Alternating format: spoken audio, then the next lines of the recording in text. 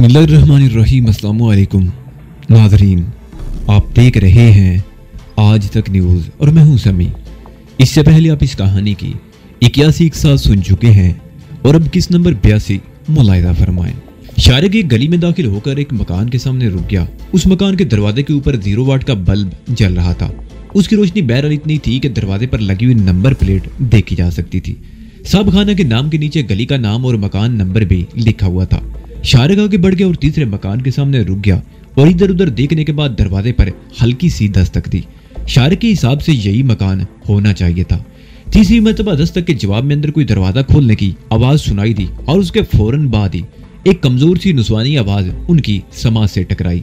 शारिक और समीना ने मरियम की आवाज पहचान ली। दरवाजा खोलिए माँ जी, मैं हूँ समीना। समीना ने थोड़ी सी जुरी से मुंह लगाकर कहा। उसकी आवाज ज्यादा ऊंची नहीं थी। कौन समीना? यहाँ कोई समीना नहीं रहती, अंदर से जवाब मिला। इस मर्तबा आवाज करीब से आई थी। मैं समीना हूँ माँ जी, शारिक मेरे साथ है, दरवाजा खोलिए, समीना ने जवाब दिया। इस मर्तबा दरवाजा खोलने में देर नहीं लगी। दरवाजा खोलते ही शारिक और समीना अंदर दाखिल हो गए। समीना ने फौरन ही दरवाजा बंद कर दिया। छोटा सा आंगन था, एक तरफ 100 वाट का बल्ब जल रहा था। मरियम कुछ देर तक बारी बारी उन दोनों की तरफ देखती रही, फिर शारिक से लिपट गई। उसकी आंखों से आंसू रवां हो गए। इसी दौरान रजिया भी कमरे से निकल आई। वो दौड़कर समीना से लिपट गई। ये लोग कुछ देर तक सेन में ही खड़े रहे और फिर कमरे में आ गए। मकान ज्यादा बड़ा नहीं था, सिर्फ 2 कमरे थे। सेन में एक तरफ किचन था और दूसरी तरफ दरवाजे के करीब बाथरूम। जिस कमरे में वो लोग आए थे उसमें 2 चारपाइयां बिछी हुई थी। एक चारपाई के नीचे 2 अटैची केस रखे हुए थे। दूसरे कमरे में दरी बिछी हुई थी। 5-6 कुर्सियां और सेंटर टेबल रखी हुई थी। वो चारपाइयों पर ही बैठ गए। कुछ देर बाद रजिया चाय बनाकर ले आई और मरियम रो रो कर हाजी के जुल्मों सितम की दास्तान सुनाती रही। उनके साथ जो कुछ भी हुआ था, मरियम को उसका बहुत सदमा पहुंचा था और उस सदमे से वो बीमार हो गई थी। हाजी ने हमारे साथ धोखा किया है, वो रो रो कर बता रही थी। उसने ना सिर्फ हमें मकान से निकाल दिया बल्कि हमें मार देने की भी धमकियां देता रहा। अगर सोहेल ना होता तो न जाने हमारा क्या होता। हम यहाँ चोरों की तरह छुपे बैठे जिंदगी के दिन गुजार रहे हैं। अब मैं आ गया हूँ माँ जी, शारिक ने कहा। अगर हाजी को आपके कदमों में ना ढेर किया तो मेरा नाम भी शारिक नहीं। नहीं बेटा, मरियम बोली। हाजी ने तो मुझे तुम्हारे बारे में सब कुछ बता दिया है। खुदा के लिए छोड़ दो ये सब कुछ और हमें लेकर किसी ऐसी जगह चले चलो जहाँ हाजी जैसे शख्स का साया भी ना पहुंच सके।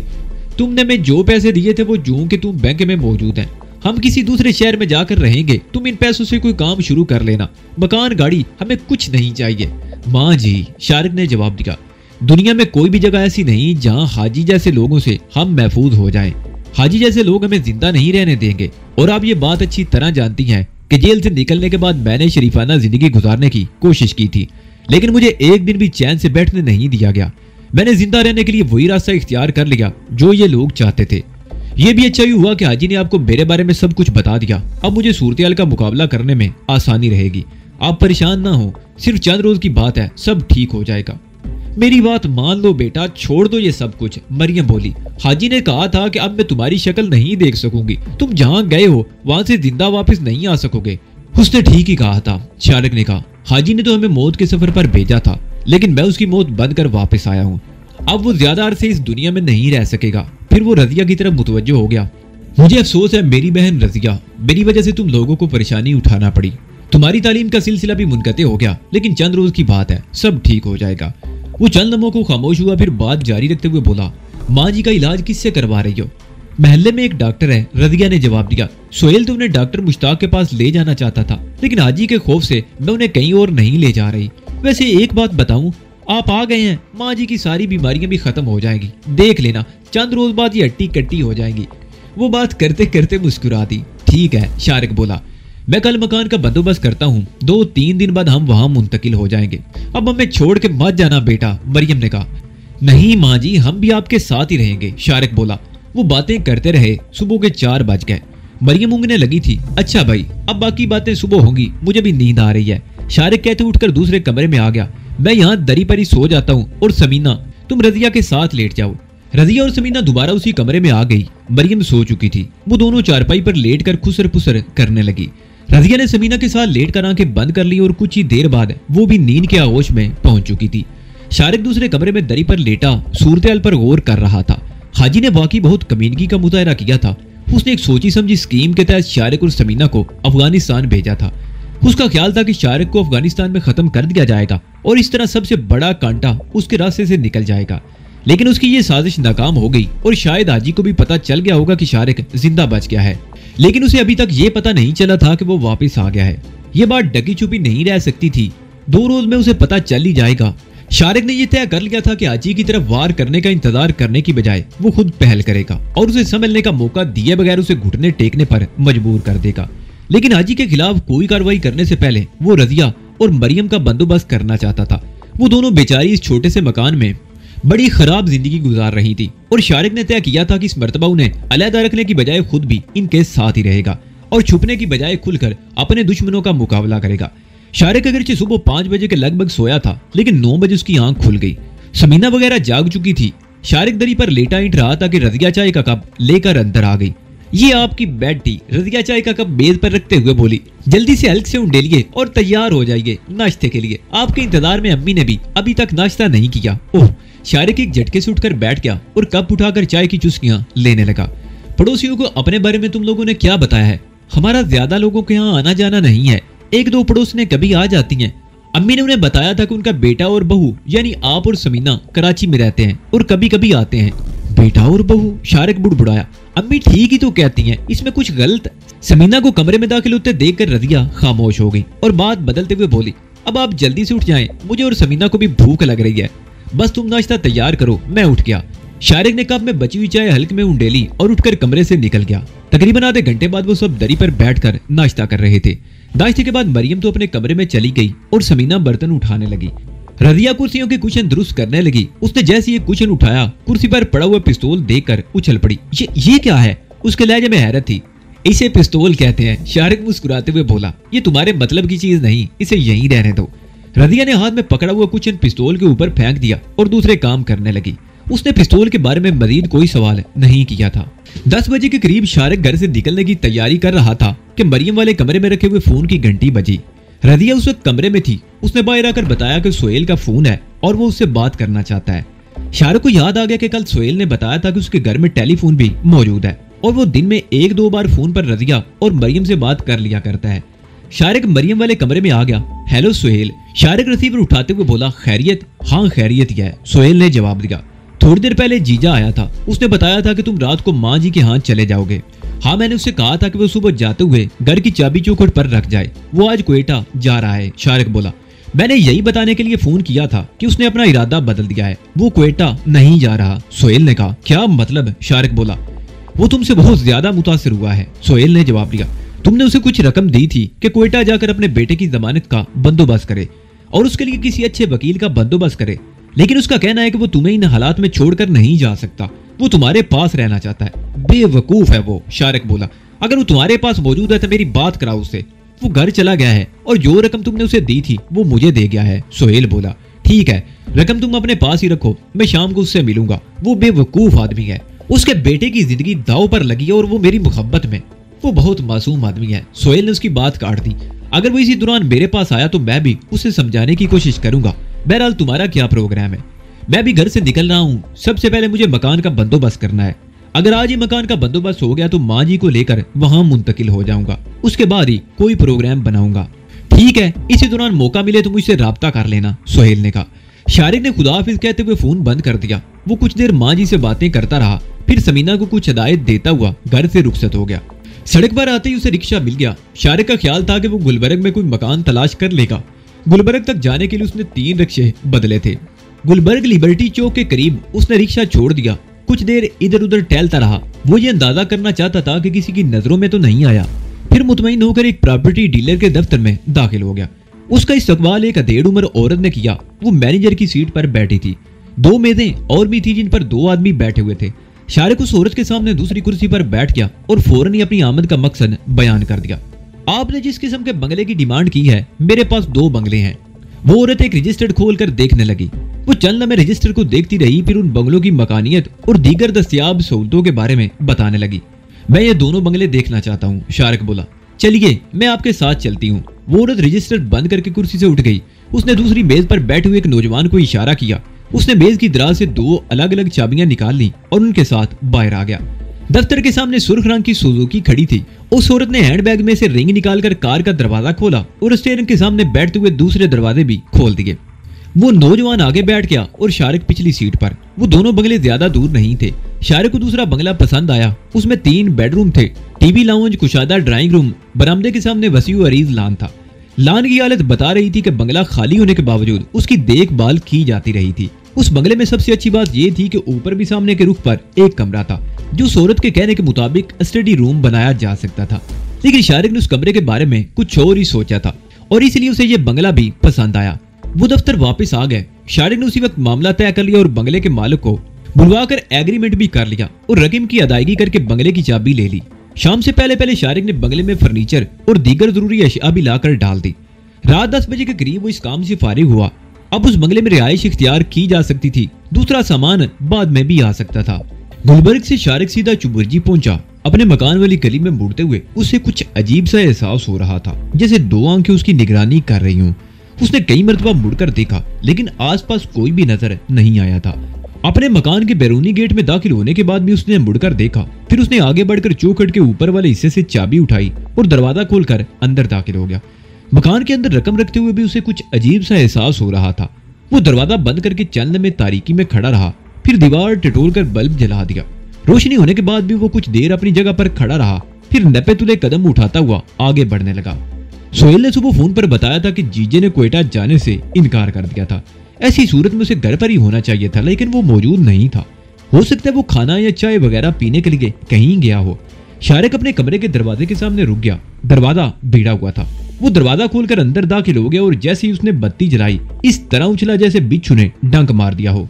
उसकी आंखें वहशत से खुलती चली गई। पलंग पर जीजे की लाश पड़ी थी। उसकी पेशानी में सुराख था जिससे बहने वाले खून ने उसके चेहरे, गर्दन और बिस्तर की चादर के कुछ हिस्से को दागदार कर दिया था। उसकी खुली हुई आंखों में बेवना खौफ मुंजमिद होकर रह गया था। शारिक चलने में बेइसु हरकत अपनी जगह पर खड़ा रहा, फिर आगे बढ़कर पलंग के करीब पहुंच गया। तकिए के करीब एक कागज पड़ा हुआ था। उसने हाथ बढ़ाकर कागज उठा लिया। आड़ी तिरछी हैंड राइटिंग में मुख्तसर तहरीर थी। शारिक, मुझे तुम्हारी वापसी का उसी रोज पता चल गया था जब तुम जंग पहुंचे थे और जब तुमने लाहौर में कदम रखा था। मुझे उसी वक्त भी इतला मिल गई थी। तुम्हारे लिए खुफिया ठिकाना उसी रात मेरी नजरों में आ गया था। जीजे से अगरचे मेरी कोई दुश्मनी नहीं, लेकिन बाज़ औक़ात ऐसे लोगों को भी कत्ल करना पड़ जाता है। इसकी लाश को मेरी तरफ से तोहफा समझो या वार्निंग। मैं तुम्हें 3 दिन का वक्त दे रहा हूँ। इस शहर से निकल जाओ, हमेशा हमेशा के लिए। अफगानिस्तान से तो बचकर आ गए हो, लेकिन अगर 3 दिन में इस शहर में नजर आए तो जिंदा नहीं रहोगे। शारिक को समझने में देर न लगी कि यह खत किसने लिखा था। सिर्फ हाजी अफगानिस्तान का हवाला दे सकता था। यह तहरीर पढ़कर शारिक का खून खोल गया। उसकी मुठ्ठियां भींच गई। उसने कागज पतलून की जेब में ठोंस लिया और कमरे का जायजा लेने लगा। अलमारी खुली हुई थी, कपड़े और तमाम चीजें फर्श पर बिखरी हुई थी और वो इस कमरे से निकल आया और घूम फिर कर घर का जायजा लेने लगा। इस घर में कोई और ऐसी जगह नहीं थी जिसकी तलाशी लेने की जरूरत पड़ती। वो दोबारा अपने कमरे में आ गया और खुफिया मैकेनिज्म के जरिए अलमारी के पीछे खुफिया पोशीदा खाना खोल लिया। वो ब्रीफ केस जूं का तूं मौजूद था। उसने ब्रीफ केस निकाल लिया और खुफिया खाना बंद कर दिया और एक बार फिर जीजे शिटली की लाश की तरफ देखने लगा। उसे शिटली की मौत का बेहद अफसोस था। बेचारा बेगुनाह मारा गया। उसने आखिरी नजर लाश की तरफ देखा और ब्रीफ केस उठाकर कमरे से बाहर आ गया। अचानक उसके जहन में एक और ख्याल आया। इस मकान के बारे में हाजी को पता चल गया था। उसके आदमी बड़े इत्मीनान से यहाँ आकर जीजे को कत्ल करके चले गए थे। उन्हें यह भी मालूम था कि चाबी कहाँ रखी जाती थी, या हो सकता है उन्होंने जीजे से मालूम कर ली हो। शारिक के ज़हन में ख्याल आया कि हो सकता है इस वक्त भी मकान की निगरानी की जा रही हो। उसे मकान में दाखिल होते हुए देखकर पुलिस को इतला दे दी गई हो। वो पुलिस के लिए मोस्ट वांटेड आदमी था। अगर वो पुलिस की गिरफ्त में आ गया तो हाजी का मसला हल हो जाएगा। उसे अपने दुश्मन से निजात मिल जाएगी। ये सोचते ही शारिक तेजी से बाहर निकला। उसने दरवाजा बंद करके कुंडा लगा दिया। ताला लगाने की जरूरत महसूस नहीं की और बाहर के गेट के पास आकर उसके ऊपर से गली में झांकने लगा। इत्तेफाक से उस वक्त गली में कोई नहीं था। वो बड़ी आहिस्तेगी से गेट खोलकर बाहर आ गया और सड़क की तरफ जाने की बजाय बाईं तरफ मुड़ गया। चंद गज आगे दाईं तरफ एक और तंग सी गली मुड़ती थी जो इस गहरी तारीकी में डूबी हुई थी। शारिक उस गली में मुड़ा ही था कि एक गाड़ी तेजी से सड़क से उसके मकान वाली गली में मुड़ी। शारिक उस वक्त बड़ी फुर्ती से उस तंग और तारीक गली में मुड़ गया। उसने एक लम्हे को मुड़कर दीवार की आड़ से देखा। उसके होंठों पर खफीफ सी मुस्कुराहट आ गई, क्योंकि वो पुलिस की जीप थी जो ब्रेकों की तेज चिड़चिड़ाहट की आवाज से उसके मकान के सामने रुकी थी और कई पुलिस वाले नीचे उतरकर उसके मकान को घेरे में ले रहे थे। शारिक मुड़कर तेज तेज कदम उठाता हुआ तारीक गली में चलने लगा। उसके बाएं हाथ में ब्रीफकेस था दायां हाथ खाली था और वो एक लम्हे के नोटिस पर कमीज के नीचे पतलून में उड़ता हुआ पिस्तौल निकाल सकता था। उसने दौड़ने की कोशिश नहीं की। इस तरह कदमों की आवाज पुलिस वालों को उसकी तरफ मुतवज्जो कर सकती थी। वो तेज तेज चलता रहा और कई गलियों में घूमने के बाद मेन रोड और मकानों के दरमियान नाले के करीब पहुंच गया। नाला खासा चौड़ा था, उसे फलांग कर पार नहीं किया जा सकता था। उसने इधर उधर देखा। चंद गज आगे नाले पर एक तख्ता रखा हुआ था। ये तख्ता शायद पैदल आमदोरफ्त के लिए नाले पर रखा गया था। शारिक नाला अबूर करके सड़क पर आ गया। शारिक सड़क पर तेज से चलने लगा। दाईं तरफ नाला और बाईं तरफ पार्क था। पार्क की दूसरी तरफ वो सड़क थी जिससे चुबुर्जी की तरफ आया जाया जा सकता था। इस तरह दोनों सड़कें वन वे ट्रैफिक के तौर पर इस्तेमाल होती थी। शारिक बार बार पीछे मुड़ रहा था। वो भी ज्यादा दूर नहीं गया था कि पीछे से एक रिक्शा आता हुआ दिखाई दिया। शारिक ने हाथ दिया। रिक्शा उसके करीब रुक गया। कहाँ जाना है जी? ड्राइवर ने पूछा। बाठी। शारिक ने मुख्तसर सा जवाब दिया। मेरे साथ एक और सवार भी है, बैठ जाएं, आपको बाठी चौक पर उतार दूंगा, ड्राइवर ने कहा। शारिक ने पहली मर्तबा रिक्शे की पिछली सीट की तरफ देखा। तारीकी के बावजूद उसे अंदाजा लगाने में दुश्वारी पेश नहीं आई कि वो एक औरत थी। वो ये भी समझ गया कि ये औरत किस किस्म की होगी। कोई शरीफ औरत आधी रात को तनहा इस तरह रिक्शे पर नहीं फिर सकती। वो यकीनन कोई आवारा औरत थी। वो शिकार की तलाश में थी और रिक्शा वाला भी उसका साथी था। शारिक इस इलाके से निकलना चाहता था। वो रिक्शे में बैठ गया। रिक्शा हरकत में आते ही औरत अपनी जगह से खिसक कर शारिक के साथ चिपक गई। तेज किस्म के सेंट की बू शारिक के नथनों से टकराई। बाऊ जी, वो औरत उसकी तरफ देखते हुए मदम लहजे में बोली, अगर जल्दी ना हो तो थोड़ा सा वक्त मेरे साथ भी गुजार लो ना, खुश कर दूंगी और पैसे भी ज्यादा खर्च नहीं करने पड़ेंगे। शायद तुम इसीलिए रिक्शे में सड़कों पर फिर रही हो, शारिक बोला। मैं भी आज फारिग ही हूँ और अकेला भी। तुम्हारे साथ कुछ वक्त गुजार लेने में कोई हर्ज नहीं। मैं तुम्हारे लिए 400-500 रुपए खर्च कर सकता हूँ। दिल खुश किताई बाऊ, रिक्शे वाला पीछे मुड़कर देखते हुए बोला। अब बताओ कहाँ चलूं? इसके घर जाओगे या तुम्हारे पास कोई जगह है? मैं किसी और के साथ जाने की बजाय अपने ही घर को तरजीह देता हूँ, शारिक ने जवाब दिया। अकेला ही रहता हूँ, किसी की मुदाखलत का खतरा भी नहीं। तुम रिक्शे को पीर मक्की शरीफ की तरफ ले चलो। रिक्शा उस वक्त बाटी चौक की तरफ मुड़ चुका था। ड्राइवर ने उसे एक गली में मोड़ दिया और दूसरी सड़क पर होता हुआ दाता दरबार के सामने वाली सड़क पर निकल आया। दाता दरबार से तकरीबन 20 मील आगे पीर मक्की शरीफ का इलाका था। शारिक ने रिक्शा एक कुशादा गली में मुड़वा कर रुकवा लिया। अगर तुम चाहो तो इसे लेने के लिए सुबह 6 बजे इस गली के मोड़ पर पहुंच जाना।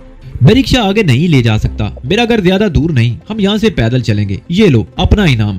शारिक ने कहते हुए जेब से 100 रुपए के नोट निकालकर रिक्शे ड्राइवर की तरफ बढ़ा दिया। वो औरत और ड्राइवर दोनों ही एक लम्हे को हैरान हो गए, लेकिन बहरहाल उस औरत को शारिक के साथ रिक्शे से उतरना पड़ा। रिक्शा मुड़कर वापिस चला गया। शारिक उस औरत के साथ चलने लगा। बिजली के खंबे के करीब से गुजरते हुए शारिक ने गर्दन घुमाकर उस औरत की तरफ देखा। उसने बहुत गहरा मेकअप किया हुआ था और इसमें शुबा नहीं था कि उसका ताल्लुक हीरा मंडी से था। रात अगरचे आधी बीत चुकी थी, लेकिन इन गलियों में इक्का दुक्का लोगों की आमदोरफ्त थी। करीब से गुजरते हुए एक दो आदमियों ने बड़ी घूरती हुई नजरों से उनकी तरफ देखा था। एक मिनट, तुम यहाँ रुको, मैं अपने मकान की चाबी ले आऊं। शारिक एक गली के मोड़ पर रुकते हुए बोला। कहाँ से? औरत ने पूछा। एक माई मेरे घर में सफाई वगैरह करती है, मैं सुबह जाते हुए चाबी उसे दे जाता हूँ और वापस आकर ले लेता हूँ। उस गली में तीसरा चौथा मकान है, 2 मिनट लगेंगे, शारिक ने कहा और उसके जवाब का इंतजार किए बगैर गली में घुस गया। उस गली में 2 मकान छोड़कर एक और गली थी। शारिक उस गली में घुस गया और तेज कदम उठाता हुआ चलने लगा। कुछ ही देर बाद मुख्तलिफ गलियों से होता हुआ वो दोबारा सड़क पर आ गया और लाड़ी अड्डे की तरफ जाने वाले एक तांगे पर बैठ गया। उस औरत के बारे में सोचकर ही वो दिल ही दिल में मुस्कुरा रहा था। वो भी क्या याद करेगी कि किससे पाला पड़ा था। शारिक लारी अड्डे के सामने सर्कुलर रोड पर तांगे से उतर गया। लारी अड्डा होने की वजह से उस सड़क पर कुछ आमदोरफ्त थी। शारिक मोड़ पर खड़ा इधर उधर देख रहा था कि एक रिक्शा उसके करीब आकर रुका। शारिक रिक्शे में बैठ गया। कहाँ जाना है शारिक बाबू? ये अल्फाज रिक्शे वाले ने पीछे मुड़कर देखे बगैर कहे थे। शारिक अपना नाम सुनकर उछल पड़ा। कौन हो तुम? उसका दायां हाथ फुर्ती से कमीज के नीचे पिस्तौल के दस्ते पर पहुंच गया। घबराओ नहीं यार शारिक बाबू, रिक्शे वाले ने पुरसुकून लहजे में जवाब दिया। मैं तुम्हारा दोस्त हूँ। अगर दुश्मन होता तो इस तरह तुमसे बात ना करता, बल्कि तुम्हारा कोई और बंदोबस्त करता। चलो मान लिया कि तुम दुश्मन नहीं दोस्त हो, शारिक ने गहरा सांस लेते हुए कहा। मगर तुम हो कौन? क्या नाम है तुम्हारा और मुझे किस तरह जानते हो? मेरा नाम तफील है। वैसे मेरे जानने वाले मुजीद फीले के नाम से पुकारते हैं। मैं मासी मेरा का बांजा हूँ। एक मर्तबा तुम्हें वहीं देखा था, ड्राइवर ने जवाब दिया। ओह, शारिक के मुंह से बेइख्तियार गहरा सांस निकल गया। मासी मेरा से तुम्हारा नाम तो मैंने सुना है, शायद देखा भी हो। क्या हाल है मासी मेरा का? बीमार है जी, तफील उर्फ तफीले ने जवाब दिया। कहाँ जाना है आपको बताएं, मैं पहुंचा दूंगा। मासी मीरा के गाड़ी ले चलो यार, वहीं पहुंचकर कोई प्रोग्राम बनाएंगे, शारिक ने जवाब दिया और सीट पर फैलकर बैठ गया। उसने ब्रीफकेस भी करीब ही सीट पर रख लिया। रिक्शा हरकत में आ गया। सड़कों पर ट्रैफिक कम हो गया था, अलबत्ता रेलवे स्टेशन के सामने खासी रौनक थी। तफीले ने रिक्शा बैकलोड रोड की तरफ मोड़ दिया। बहुत अरसे से तुम्हारे बारे में कुछ सुना नहीं शारक बाबू। बाजा गुजर उसकी पार्टी को तो तुमने खत्म कर दिया, क्या तुम भी ठंडे हो गए हो? तफीले ने कहा।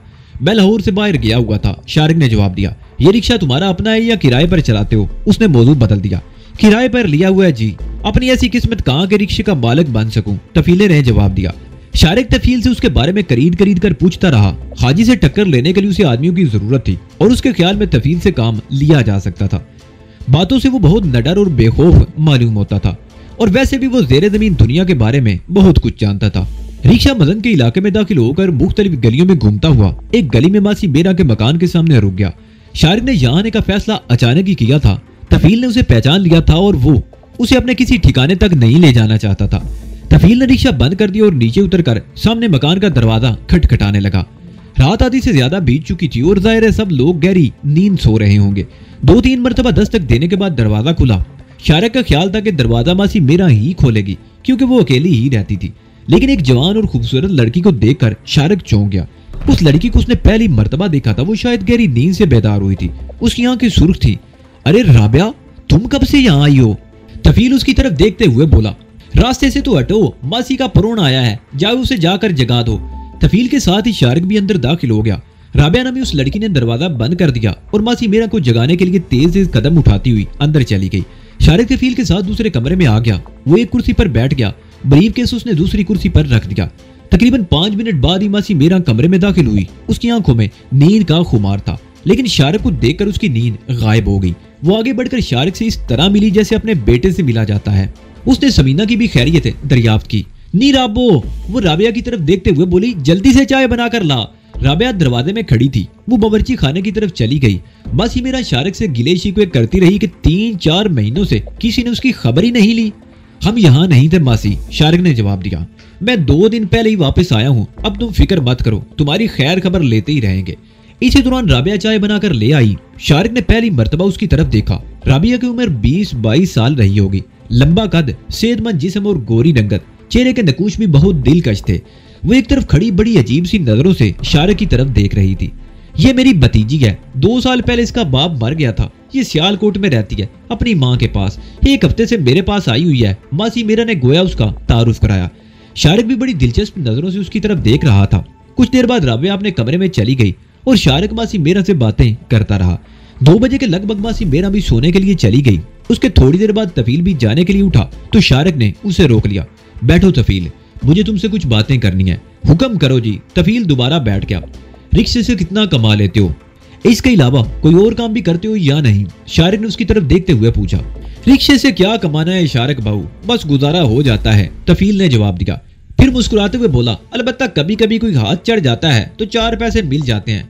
मेरे लिए काम करोगे? शारिक ने उसके चेहरे पर नजरें जमा दी।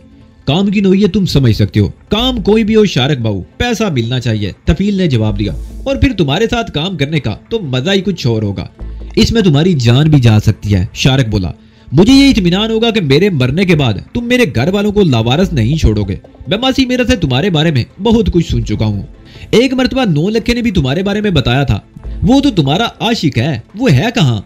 9 लाख का फैसला बाद में है, चंद रोज में आ जाएगा, शारिक ने जवाब दिया।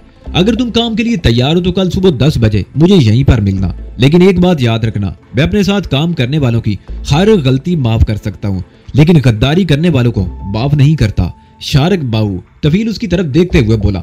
तफीला अपनी जान तो दे सकता है, लेकिन तुमसे गद्दारी का तसव्वुर भी नहीं कर सकता। वक्त आने पर तुम खुद भी देख लोगे कि तफीला दोस्ती किस तरह निभाता है। ठीक है, तुम कल सुबह 10 बजे यहीं पर आ जाना और रिक्शा कल वापस कर दो। ये थोड़े से पैसे अपने पास रख लो खर्च के लिए। शारिक ने जेब से 5000 रुपए निकालकर उसकी तरफ बढ़ा दिए। तफील ने नोट लेकर जेब में रख लिए और हाथ मिलाकर बाहर चला गया। शारिक भी उसके साथ दरवाजे तक आया। तफील के जाने के बाद उसने दरवाजा बंद कर दिया और दोबारा उसी कमरे में आ गया। तफील को अपने साथ रखने का फैसला उसने बहुत सोच समझ कर किया था। आज रात जो कुछ भी हुआ था उससे शारिक को यकीन हो गया था कि आज उसे चैन से नहीं बैठने देगा, जबकि वो खुद इस वक्त अकेला था और उसे आदमियों की जरूरत थी। अफगानिस्तान जाने से पहले उसके पास सिर्फ 1-2 बंदे थे जिन्हें उसने फारिग कर दिया था, क्योंकि माजे गुज्जर के गिरोह के खात्मे के बाद उसके ख्याल में उसे आदमियों की जरूरत नहीं थी। राजा को वो मदंग वाले अड्डे पर छोड़ गया था। मदंग वाला अड्डा अगरचे खाली हो गया था, लेकिन उसकी जगह की हिफाजत के लिए एक आदमी का वहां रहना जरूरी था। मगर हाजी के आदमियों ने राजा की हड्डियां तोड़कर उसे हॉस्पिटल पहुंचा दिया था। हाजी से निपटने के लिए शाहरुख को आदमियों की जरूरत थी और तफील उर्फ तफीला उसके लिए कारामद साबित हो सकता था। इसे मजीद आदमियों की जरूरत थी और इसके लिए उसे पुराने आदमियों से राब्ते करने पड़ेंगे। पहले शाहरुख ने यह सोचा कि वो हाजी की तरफ खुद पहल करेगा, लेकिन रात को हाजी ने पहल कर दी थी और उसे 3 दिन के अंदर अंदर शहर छोड़ने की धमकी भी दी थी। इस सूरत को देखते उसने फैसला किया था कि वो 3 दिन खामोशी से निकाल दे और इसी दौरान अंदर ही अंदर तैयारी करता रहे और फिर अचानक ही हाजी पर झपट पड़े। सबसे ज्यादा फिक्र उसे रजिया और माँ जी की थी।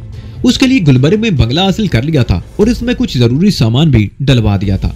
वो आज उन्हें वहां मुंतकिल कर देगा और फिर वो हाजी की तरफ मुतवज्जो होगा।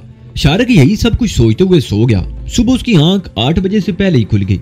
मुंह हाथ धोने के बाद कमरे में वापस आया तो राबिया दरी पर दस्तरख्वान बिछाकर नाश्ता कर रही थी। मासी मेरा भी कमरे में बैठी हुई थी, लेकिन वो नाश्ता कर चुकी थी। राबिया भी उसके पास ही बैठ गई। शाहरुख ने यह बात खास तौर से नोट की थी कि राबिया कनखियों से उसकी तरफ देख रही थी। मासी तुम तो बहुत कमजोर हो गई हो, कोई इलाज करवा रही हो या नहीं? शाहरुख ने पराठे का लुकमा तोड़ते हुए पूछा। जिगर की तकलीफ है बेटा, डॉक्टर कहता है जिगर बढ़ गया है, अपने पास से दवा देता है, कभी ठीक हो जाती है और कभी तकलीफ बढ़ जाती है, मासी मेरा ने जवाब दिया। राबिया तुम अपनी फूफो को आज किसी अच्छे डॉक्टर के पास ले जाना, ठीक कर इसका इलाज करवाओ, पैसों की परवाह मत करना। शाहरुख राबिया की तरफ देखते हुए बोला। ले जाऊंगी जी, मगर मेरे पास तो पैसे भी नहीं है, राबिया ने जवाब दिया। मैंने कहा ना कि पैसों की परवाह मत करना, अभी जाने से पहले मैं तुम्हें पैसे दे जाऊंगा, तुम मासी को डॉक्टर के पास ले जाना, शाहरुख बोला। अच्छा जी, राबिया ने इस बात में सर हिला दिया। नाश्ते के बाद शाहरुख ने जेब से 5000 रुपए निकालकर मासी मेरा के हवाले कर दिए और 1000 रुपए का नोट राबिया की तरफ बढ़ाते हुए बोला, ये 1000 तुम अपने पास रखना, घर के खर्च के लिए। मैं रात को आऊंगा और खाना भी यहीं खाऊंगा, शायद कल रात भी मुझे यहीं रहना पड़े। नाश्ते के बाद राबिया तो अपने कामकाज में लग गई और शाहरुख मासी मेरा से बातें करने लगा। ठीक 10 बजे दरवाजे पर दस्तक की आवाज उभरी। राबिया ने जाकर दरवाजा खोल दिया और तफील उर्फ तफीला अंदर आ गया। मासी मेरा उठकर दूसरे कमरे में चली गई। ये उस बंगले की चाबियां हैं जो मैंने कल ही किराए पर लिया है। शाहरुख ने जेब से चाबियों का एक गुच्छा निकालकर तफीले की तरफ बढ़ाते हुए कहा, तुम सीधे उस बंगले पर चले जाओ, वहाँ कोई चौकीदार नहीं, तुम बंगले पर ही रहोगे। 1-1.5 घंटे में 3 खवातीन वहाँ पहुंच जाएंगी। उनमें एक समीना है, उसे तुमने पहले भी देखा होगा, दूसरी मेरी बहन है और उनके साथ माँ जी। बंगले में जाने से पहले गोश्त और सब्जी वगैरह लेते जाना। वो लोग दोपहर का खाना वहीं खाएंगे, बल्कि आप तो वहीं रहेंगे। उन्हें किसी चीज की जरूरत हो तो मार्केट से ला देना। 1-2 दिन बाद नौकर का बंदोबस्त भी हो जाएगा, लेकिन तुम बहरहाल वहीं रहोगे। ठीक है जी, मैं फिर चलता हूँ। तफील फौरन ही उठ गया। एक बात और, शाहरुख बोला, तुम्हारे बच्चे कितने हैं? कोई नहीं जी, तफीले ने गहरा सांस लेते हुए जवाब दिया। वो कर्मा वाली आज तक माँ ही नहीं बन सकी। औलाद ना होने की वजह से वो अब बीमार भी रहने लगी है। अब तो पिछले 6 महीनों से सियालकोट में रह रही है अपने माँ बाप के पास। यहाँ उसकी देखभाल करने वाला कौन है? मैं महीने में 1-2 चक्कर लगा लेता हूँ। ठीक है, अब तुम जाओ और ये गोश्त सब्जी वगैरह के पैसे रख लो। शाहरुख ने 1000 रुपए उसे भी दे दिए। तफील चला गया। उसके जाने के तकरीबन 10 मिनट बाद शाहरुख अपना ब्रीफकेस लिए मासी मेरा के कमरे में पहुंच गया। मासी, ये ब्रीफकेस मैं तुम्हारे पास रख रहा हूँ, इसे संभाल कर रखना, इसमें पैसे हैं, रात को वापस आकर ले लूंगा। अब मैं जा रहा हूँ और तुम भी राबिया के साथ डॉक्टर के पास चली जाना, समझी? समझ गई पुत्र, मासी मेरा ने कहा। तू फिक्र ना कर, मैं चली जाऊंगी डॉक्टर के पास। उसने उठकर ब्रीफकेस अलमारी में रख दिया और अलमारी को ताला लगाकर चाबी दुपट्टे के पल्लू से बांध ली। शाहरुख मकान से निकलकर गली में आ गया। उस वक्त गली में चंद बच्चे खेल रहे थे, लेकिन उनमें से किसी ने उसकी तरफ तवज्जो नहीं दी थी। चंद गज दूर जाकर शाहरुख ने पीछे मुड़कर देखा। ये जानकर उसके होंठों पर खफीफ सी मुस्कुराहट आ गई कि राबिया दरवाजे में खड़ी उसी की तरफ देख रही थी। चंद कदम आगे जाकर शाहरुख दूसरी गली में मुड़ गया। एक मर्तबा तो उसका दिल चाहा कि अपने अड्डे की तरफ निकल जाए, लेकिन फिर कुछ सोचकर आगे निकल गया। उस वक्त अड्डे की तरफ जाना मुनासिब नहीं था। शाहरुख गलियों ही गलियों में होता हुआ मदन चौक से तकरीबन 2 फरलांग दूर मेन रोड पर निकल आया। वो भी चंद कदम ही चला था कि पीछे से किसी ने उसके कंधे पर हाथ रख दिया।